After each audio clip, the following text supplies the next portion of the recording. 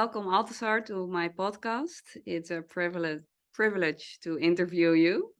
And normally my podcasts are in Dutch, and so sometimes I will search for words, and you understand Dutch, so we will make it through. Uh, Yeah. you are one of my teachers. I did 2 years of mystery school, and I did several workshops, star Mhm. integration.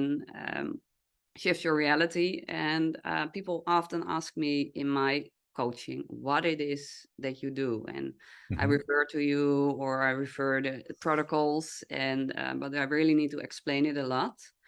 So can you tell me something more about yourself and what you do? Mm. Okay. I always have trouble describing what I do and actually identifying it. And I started to call myself a sorcerer, Mhm. I think a couple of years ago. And that was partly because one of my students, clients, was telling her young child that I was the Tovenar. And I kind of looked it up and I just thought, well, there's something in this. But what I really feel is I'm focusing on the connection with source. And so it's source in sorcerer. So I'm helping people to embrace their connection with source, to develop it, to find it, and recognize that they are source in action. And what we do with that is once we get that connection starting to flow, it then shows what's in the way. And then I use the protocol practices that you've experienced and that I've developed over the last 30 years to help get that channel clearer and clearer. I think that's about it, really. Best Yeah. I can do. Yeah, no, I think it's very clear, and people getting to feel and experience that they are more than just a human being, and yeah, you can call it source or you can call it connecting to your soul. Mm-hmm. You can give different explanations, but that you can connect it. You can, yeah, you really are going to connect the dots Mm-hmm. and see where you're not free of being yourself and stepping into your light. Yeah. Yeah. And but you didn't do this before. So how did it come across your path, and where did your start was where was your starting point to Oh, develop? so you want my life story? Yes. Um, I need some tea. Please come. Okay.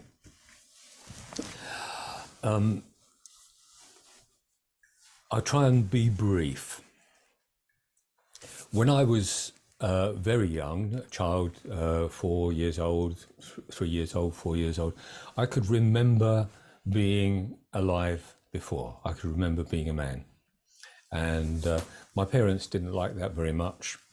And nobody wanted to listen to me and told me it was all rubbish. And I forgot about it for a long time.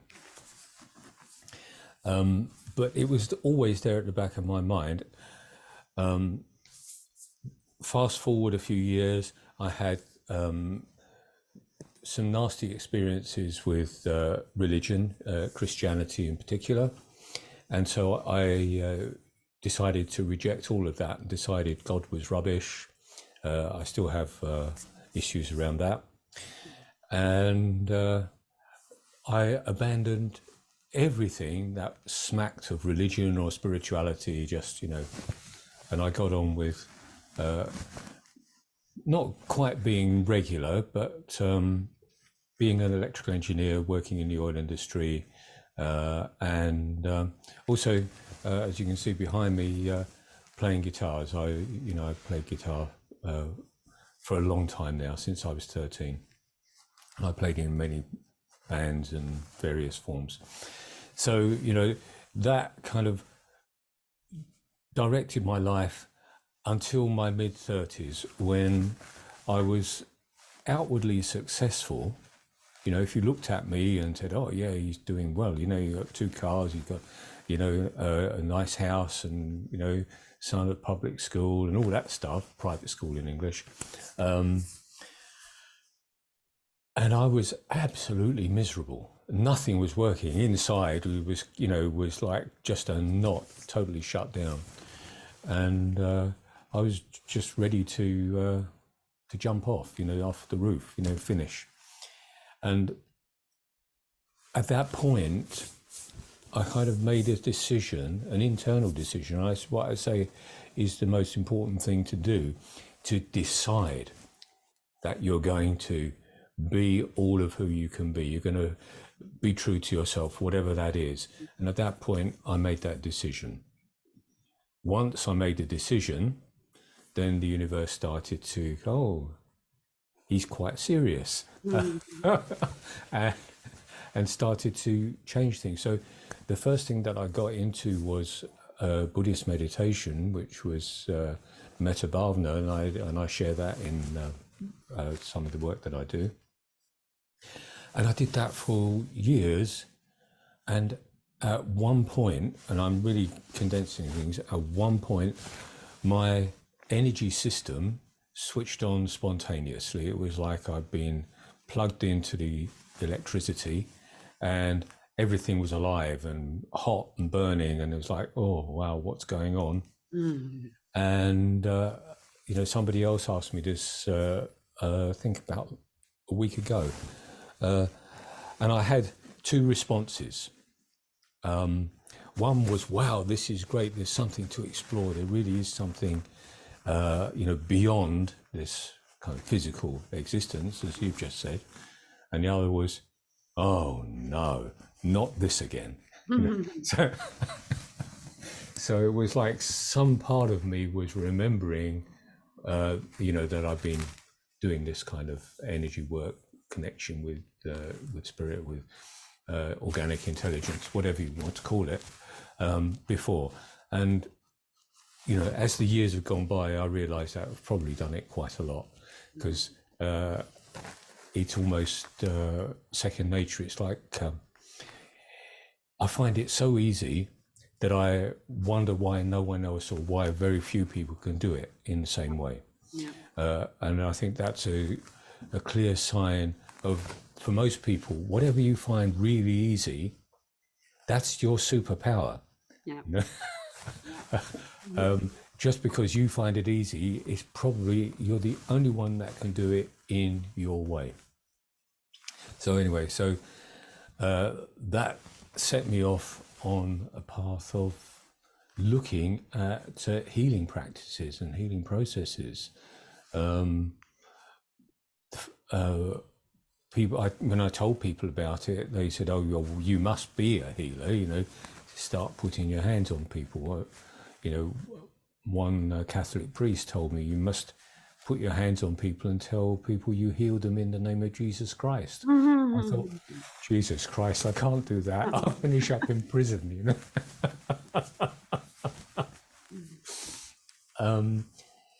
But I continued to explore it, and there, you know, spiritual healing training in London, where I was living, and then I moved to Ireland and heard about Reiki, and so that sounded like what I was doing, and I went and did the training and became what's called a Reiki master.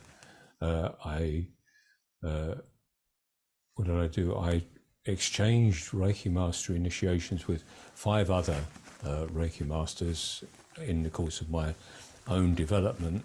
I taught it for about 5 years and used to give treatments. And then I kind of lost, not lost interest, but I lost my trust in the Reiki community, because it's so scattered, or was, you know, 20 years ago. You know, there were, you know, so many groups saying, I've got the right symbols, you've got the wrong symbols, these are the right hand positions, and all that stuff. And there, you know, there was a lot of infighting, or in judgment, and they were just, and I thought, well, that's not really unity consciousness. That's, you know, there's there's something missing. And so I left Reiki completely, except I did realize, and this is something that I share now, that Reiki is sold, it's marketed as a healing practice, healing modality. That's not what it is at all. Reiki is a spiritual practice. And when I started to realize that, I started to get messages that I've got to use it. Okay, so Reiki is a spiritual practice. Any healing, just as with other spiritual practices, the healing is a side effect. That's it. It just comes with the territory and with working with energy. So I became more connected with that sense of Reiki being a spiritual practice, and I was then able to relate it to what I just said earlier about connecting with source. That's what it is. It's universal life force energy. It's just another way of identifying source energy and your direct connection with it. And that's the important thing. It's your direct connection. So that and exploring language and how language is structured, because language is a way of putting thoughts into words. Now, I often say this in my one-day workshops. I give people a very condensed sense of where I'm coming from and why I'm using words. Nobody knows where thoughts are. They're just kind of somewhere. Where are they? So I look at them as being in another dimension. But when you speak aloud with words, you're using language, you're using sound, which is in this physical dimension a pressure wave. And so you're moving from one dimension into this dimension. You're actually working transdimensionally. And I started to explore all of that and using positive intention and telling a story about whatever's going on, what's coming up in your system, and inviting your connection with source to support you in finding a way through whatever's in the way. Yeah, beautiful. And it's really short, but to the point what your steps were. But the moment you decided, okay, I want to explore more, I'm not happy. Mm-hmm. The universe put a lot of things on your path, but where were the resistant points? What did you lose people? Did you make decisions to let people go, or how did people respond to you? Yes, of course. Once I made that decision, then my life as it was started to fall apart. And I was, I had family, I was married. My first wife said to me, and this will tell you, I know you know this kind of story. She said to me, why can't you be like everybody else? Just get on with it. And I said, well, I have to find out who I am. I have to be true to myself, and I don't know what that is. And I need to find that. I need to follow it. Yeah. But as soon as she said, why can't you just be like everybody else? That was pretty much the end. Yeah. It took us a little while to get through that, but we split up, and that's history. That's quite a long time ago now. So that was one resistance point, because I was really scared of doing it. And the other thing that I really noticed about myself was I was so angry and judgmental with myself, because I realized that I've been going along with what people expected of me, the system, all the old programming, and none of it really meant anything to me. None of it was my truth. And I was, so, like, inside, I always knew this. And I was so angry that I had let it get so far. Yeah.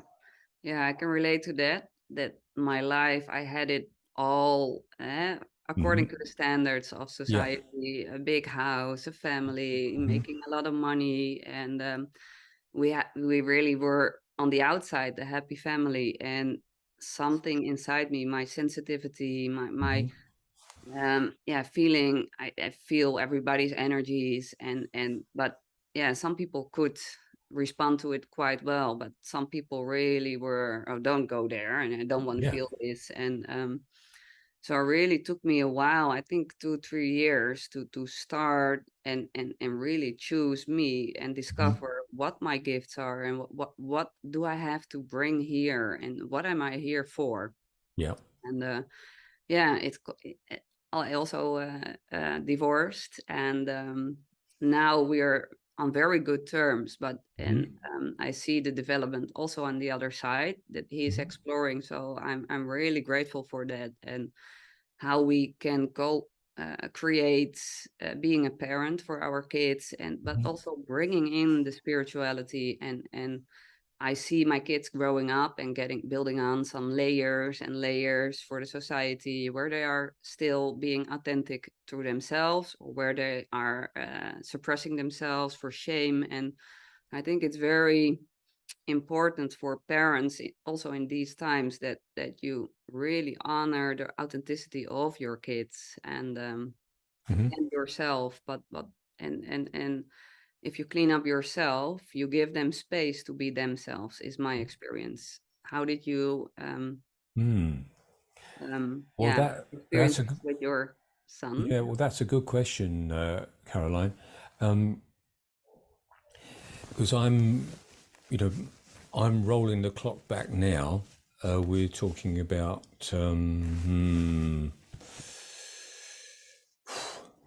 30, 35 years ago, and the world was different.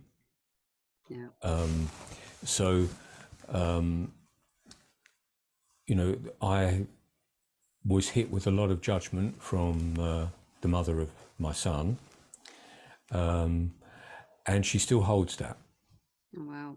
Yeah. And she's been remarried to somebody else for longer than she was married to me.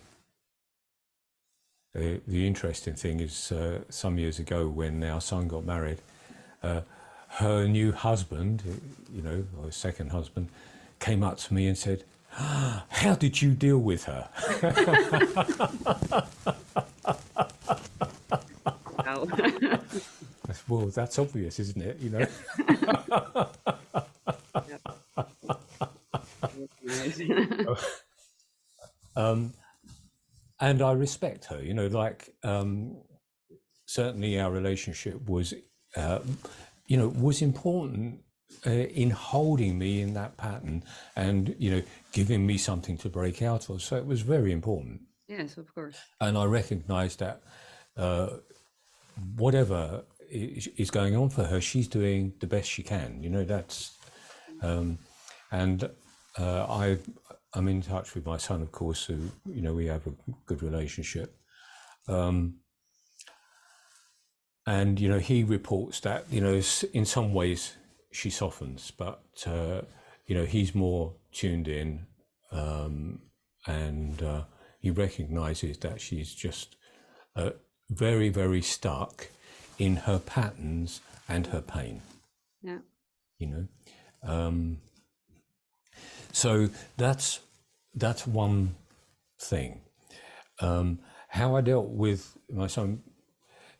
Interestingly, at the age he was, I think he was 14 when he said to me, "I don't know how you stood it so long, Dad. I'd have left years ago." And so he decided that he wanted to live with me, and that was really one of my, what can I say? It was a saving in many ways, because what I had to do was I had to be a father for a teenager, and where I might have thought he would go and live with his mother and I'd be free to roam the world, I wasn't. So I had to, well, what will I do that's going to keep me busy and interested for another 5 years? I went and did.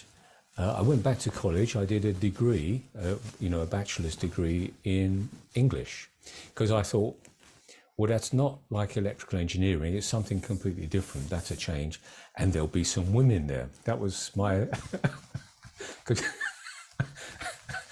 so where can I go where there'll be some women? English. Go and do English literature.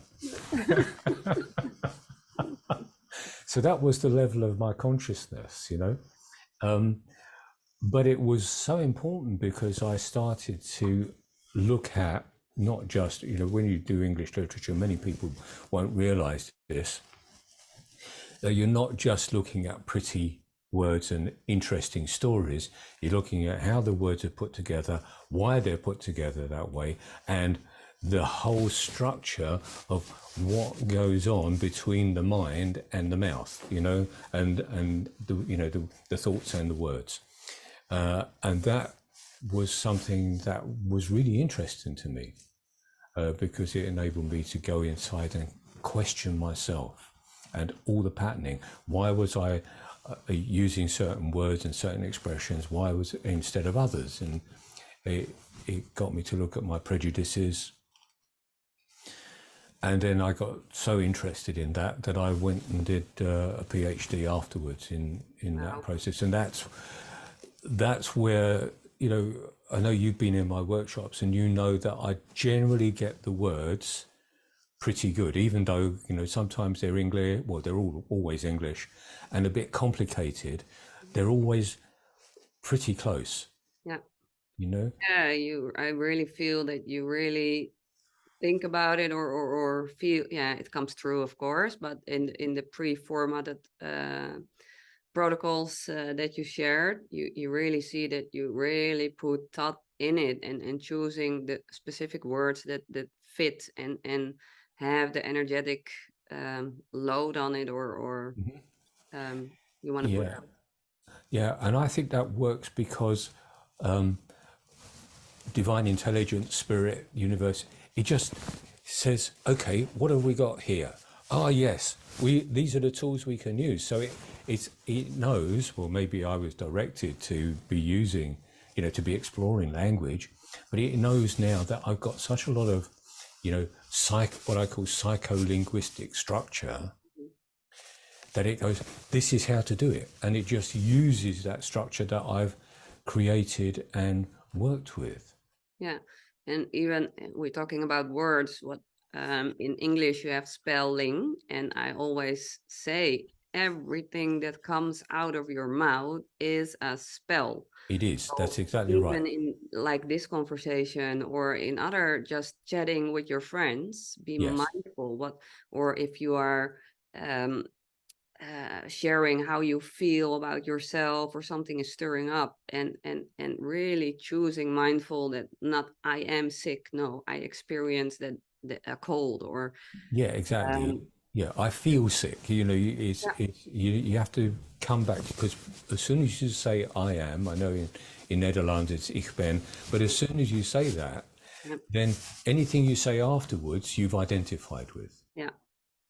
Exactly. And you kind of absorbed it as part of your identity. So it's really good to watch it, and it takes practice. Yes, it does. I sometimes still do it. Oh, yes, of And I course. had, of course, the chronic fatigue syndrome I experienced. I always I have it. And no, I experience tiredness. I feel this. But it's really took me a long while to change that, and also in words. So I started to feel differently. Yeah. Yeah. And about words, and we are in, like I like to call it, and you as well, in a sort of matrix. I refer to the movie, or just like a computer game.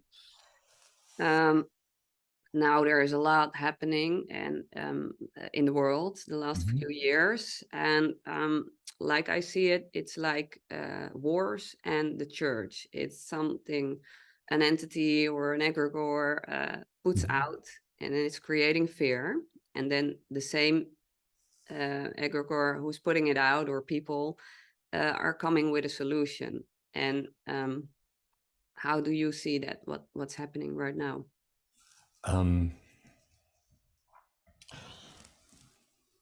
That's very complex. I think Yes.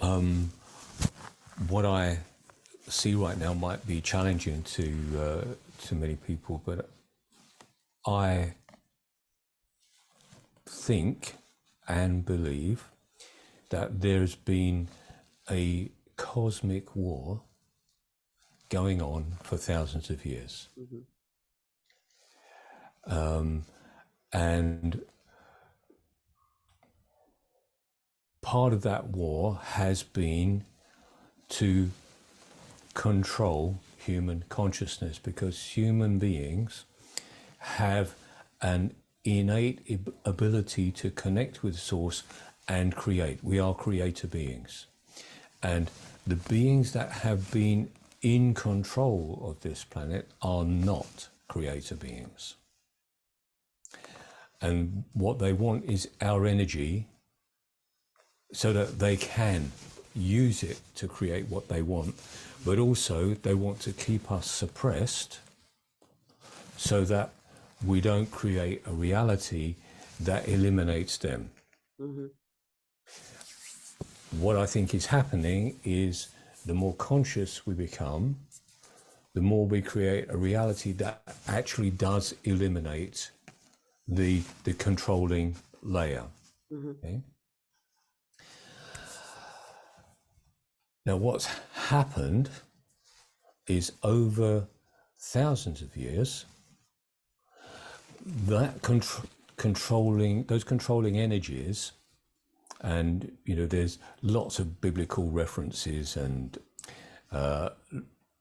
legends about them, in ancient philosophy, in Indian philosophy, in the Abrahamic traditions.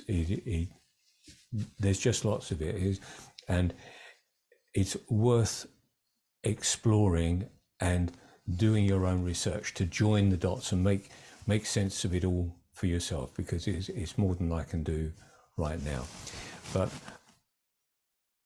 these, the controlling energies, and I want to call it that have been operating on this planet, they are connected with various levels of consciousness and certain bloodline families. And those bloodlines, you can trace them, but they come through what's called black nobility, and they're which are generally expressed through the royal families of Europe and the Western world. They're interrelated to the banking dynasties and the corporate structure that has grown up over certainly the last 2,000-3,000 years, and also into religion, and basically what I would call the Abrahamic religions, which comes through Judaism and Christianity and Islam. All of that has been part of the overall energy of dominating this planet. And you can see the domination, certainly in the Western world, through the Catholic Church, which is a reiteration of the Holy Roman Empire. Yeah. And that's also built on the paganism and the ancient religions of Rome. the Vatican is, the city of Vatica, which was a pagan goddess.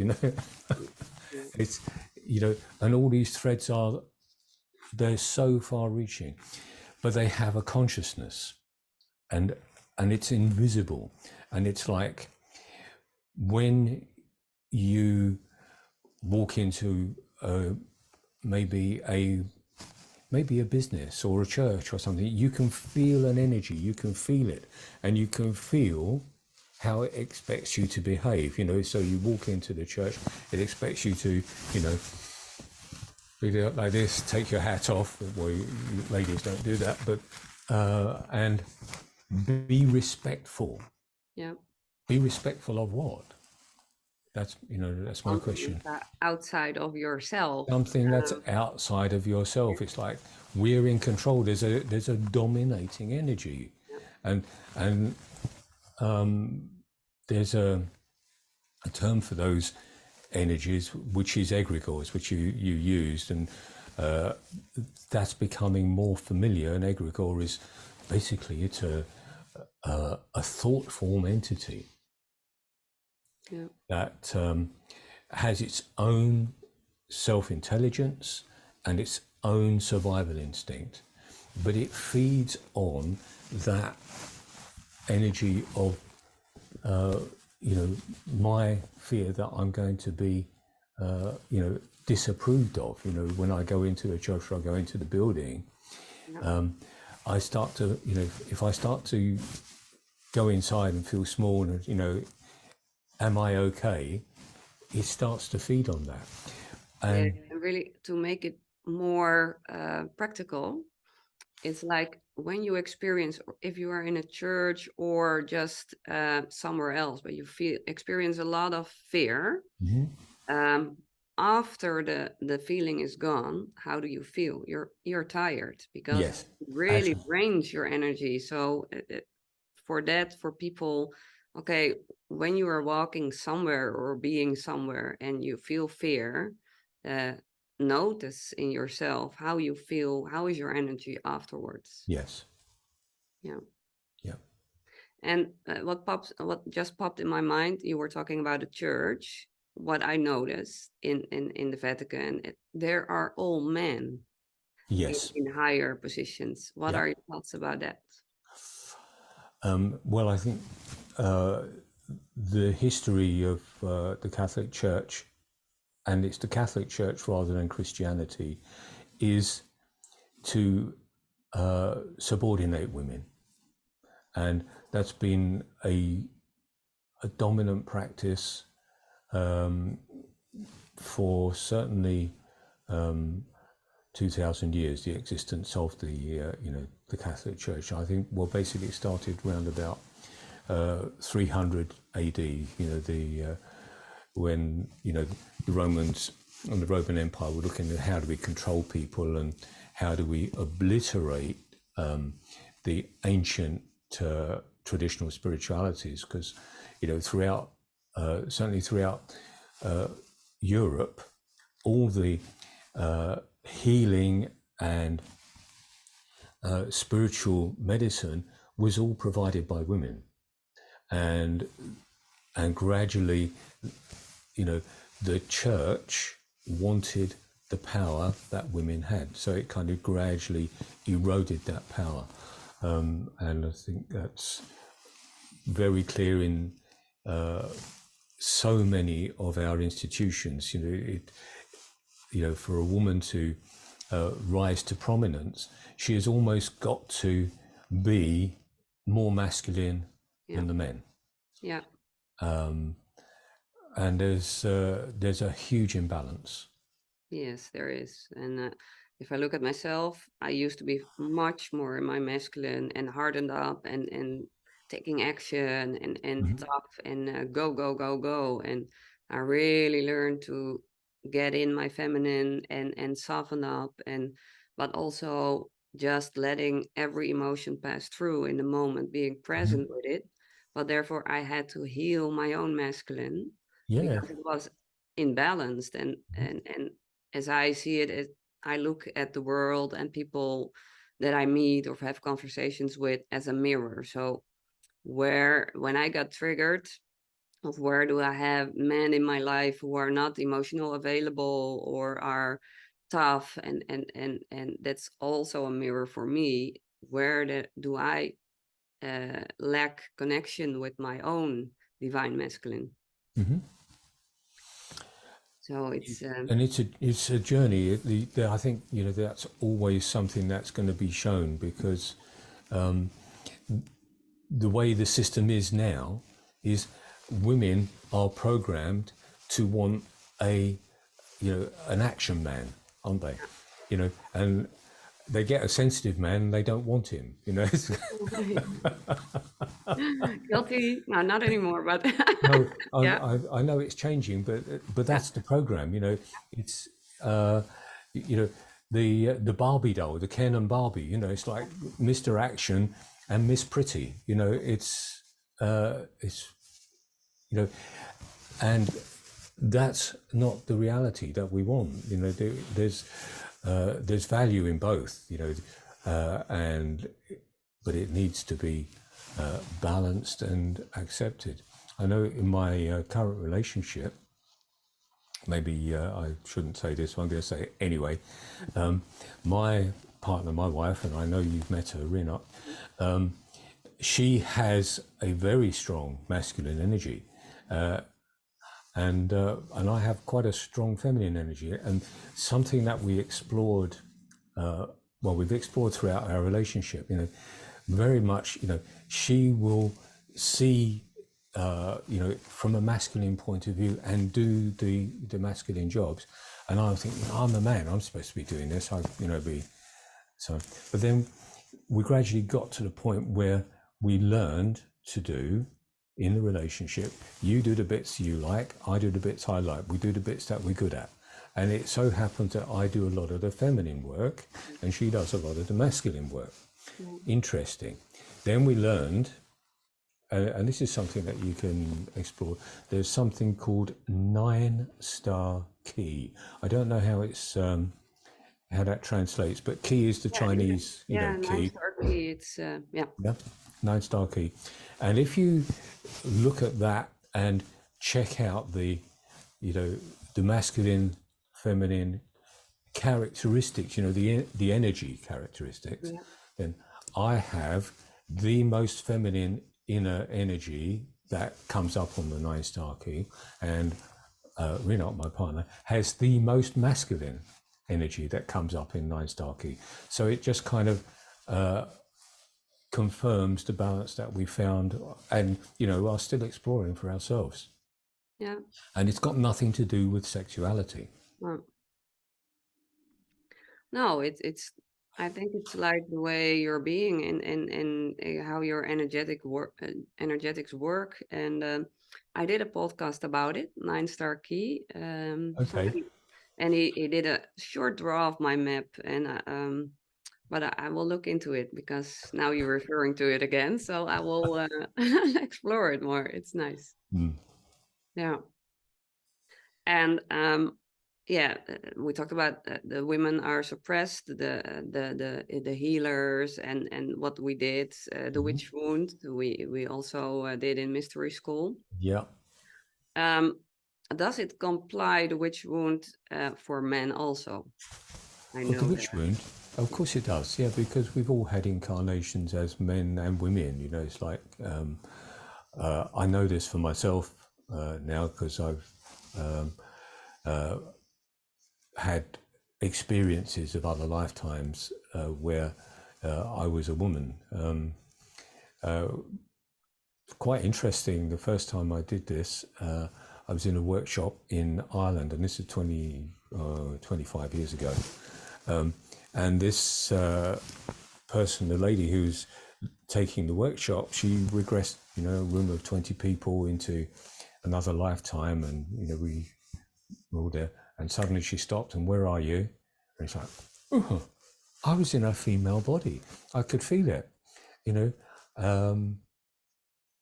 was like, wow, and looked down, like, I got breasts, and I was getting married. It was so interesting, Yeah. So, I'm very clear that, I've been male, I've been female.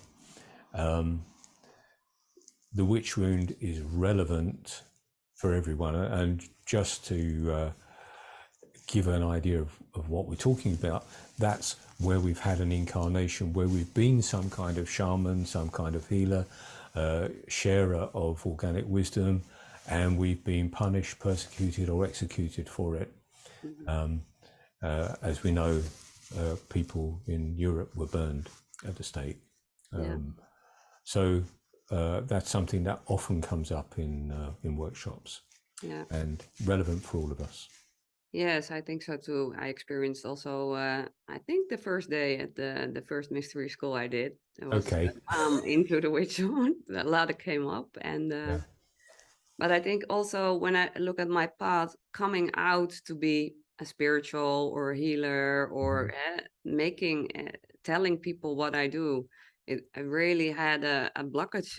I really like you're being gay and don't dare to tell people. I felt the same way about my spirituality, and I think the protocol really helped me to uh, heal that part of me. So now I can speak out and put it on my website or Facebook, whatever, to share what I am doing.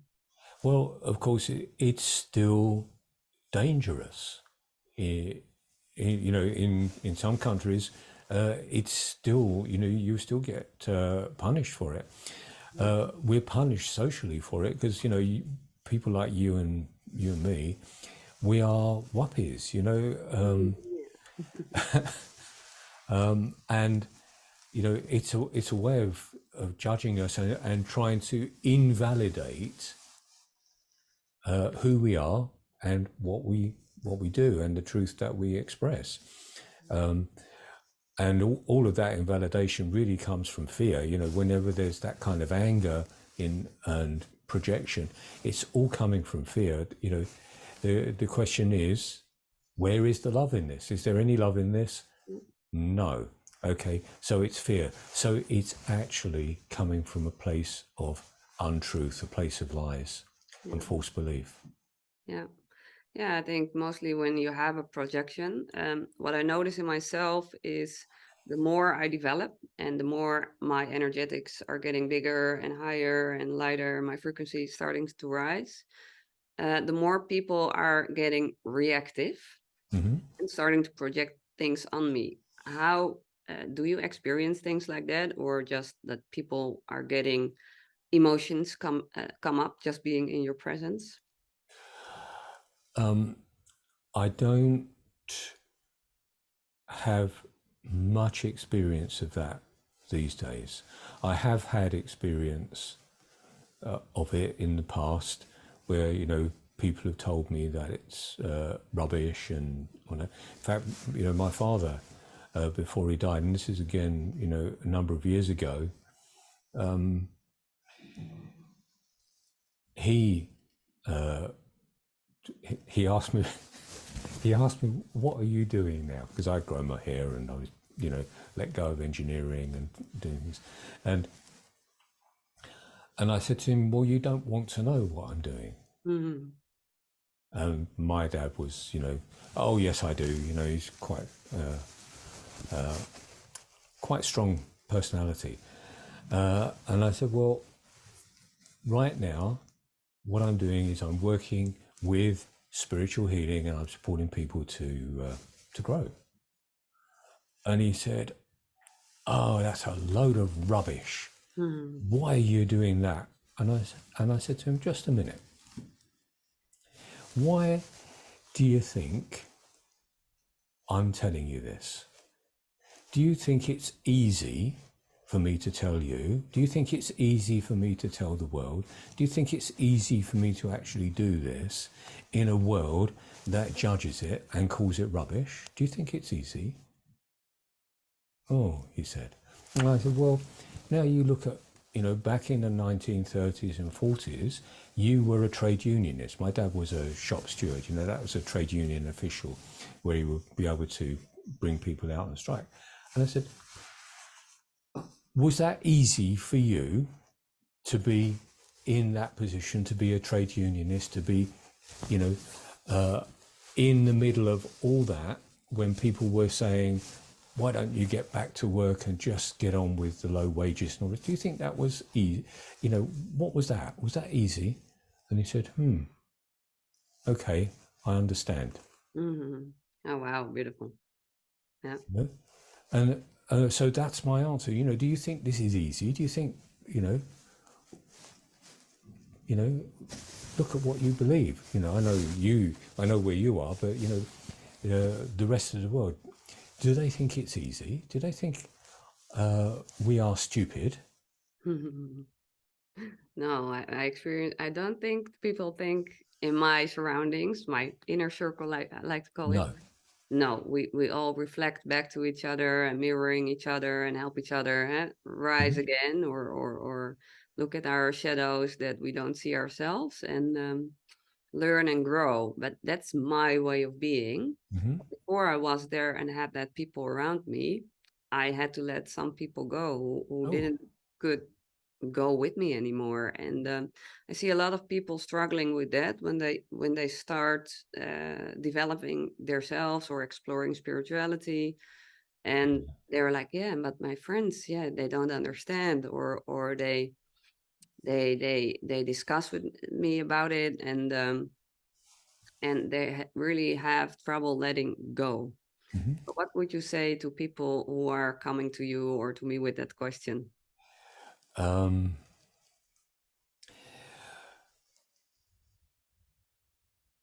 I think the issue is that you are identifying with your friends. That's the problem. Hmm. And you are taking your sense of who you are from what your friends expect. And so as soon as you change what they expect, you upset them. Hmm. Because you're changing the frequency that you're operating on, and that's no longer resonant. Now, some will come with you and some won't. Yeah, yeah. And it's as simple as that. Some will and some won't. Hmm. And that doesn't stop you loving them, but it means that they're no longer resonant and they have a different path to walk. Mm. And partly their resistance to your change is a service to you, because it challenges you to really consider who you are and what you want to be doing and where you're going. Yeah. And, you know, just how much do you commit to your own path? Yeah. That's the challenge. Yes. Okay. And, you know, basically it comes down to being who you are and discovering that and expressing it no matter what. Yeah. Yeah. And, you know, some people will respect it, some people won't. Some people will come with you, some people are incapable. Yeah. But, you know, it's their job. That is, you're not responsible. And I think when you're really depending on your friends or identifying, like you say, I think you're really attached to what other people think of you instead of going inwards and feel who you are, and choosing to be who you are. Yeah, and it's not an easy thing. No, You know, you become part of a community, and, you know, and I've been there, even spiritual communities will do it. You know, it's like if you don't stick to the rules, then, you know, I've been in, let me put it this way, I've been in spiritual communities where there have been certain people in an inner circle and and a particular teacher. mm-hmm. And if you start to question what you're being taught Mm-hmm. and start to offer a different perspective and develop your own, suddenly you're told that, or I was told, you're in your ego. Mm-hmm. Get back in line. Yeah. Yeah, I recognize that one. I always question things when I feel there's something off. I will ask about it, Yeah. and yeah, if I experience that, but I really choose to feel what is right for me, and I'm really sensitive to, is something right, or Mm-hmm. does it resonate? What comes out of the mouth and the energy, Mm-hmm. uh, and when I was little, I really had it as a little girl, like 4 or 5 years old, and I would reflect back to my mom or another family member, and that was really hard. So I really learned to shut that down. Yes. And yeah, over the years I opened it up, and now when you learn to let people go or your own way, and Mm-hmm. but also let people express their worries, or what are you doing. And Mm-hmm. now years later, I think I started it path around 15 years ago. My mom was really worried, and Mm-hmm. about what are you going to do when you are, what are they doing there. And now she's really from, wow, you're living your life, and you're just doing what's good for you. And it really changed her Yeah. perspective. But I Yeah. think especially parents are really and people very close to you are really scared of losing you, but also that you lose yourself. Yeah. But I think, what you just expressed there is very much related to, what we were talking about earlier about, these overarching control systems. Hmm. Only it's much more practical and grounded, the way you expressed it, because what happens is we learn, just as you learned as a little girl, I learned it as a young boy as well, to comply with what my parents and family expected. And then later I learned to comply with what they expected at school, and then what my friends expected, because they'd all learned to comply the same way. Yeah. And what we're taught to comply with is the rules that will enable us to survive in this dysfunctional psychotic system. Yeah. And that's the way it's sustained. That's the way it all keeps going, because everybody is saying, oh no, you've got to be like this, you've got to be like that, or what are you going to do, how are you going to live? Yeah. That's the fear. Yeah. If you don't comply, you're not going to fit in, you're going to be left on your own. It's immense. And Yeah, and that's it's really rooted in everybody's system. very deeply, deeply rooted. Yeah. And so when you start to, pull yourself out by the roots, as it were, it's like pulling a dandelion.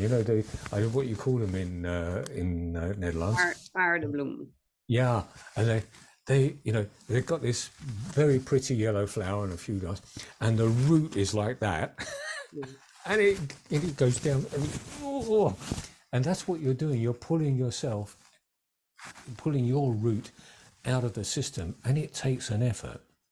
It does, and it really asks of you to really step in the surrender, step in the trust, and even step by step and a little bit more, and going out of your comfort, and Yeah.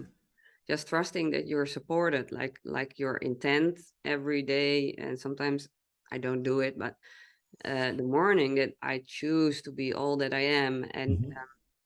even though I know there are still hidden agendas operating in Yep. me, but just asking and surrendering that it will bring me somewhere I need to go. And Mm-hmm. really nice when you get there and help people to yeah, raise their consciousness, because yeah, there's so much wars or fights between Mm-hmm. people, or conflicts, whatever, because people are operating from their ego, from their fear, from their false beliefs. And I think it's very beautiful that you and I and another of our friends can help people to go by there, but also own their own false beliefs, and look into themselves and take ownership of them, Yeah. so we can spread more love into the world and connection. Yeah. And that's again, you know, what you said. You know, that's more like, because all of those false beliefs are based on the fear that, you know, something's going to go wrong, that you're not going to survive, that, you know, you won't be accepted, you won't get a good job, you won't get a good education, you won't get this. That's all fear.